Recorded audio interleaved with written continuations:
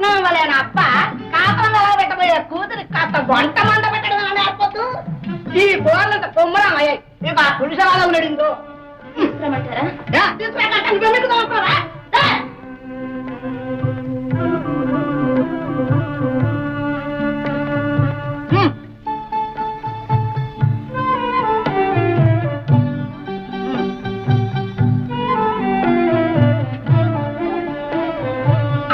చూద్దామా ఈ బొద్దేక పురుషా ఏమే నా చేత ఈ కూడు కుడితోట్లో కొట్టించాలి కదా అత్తయ్య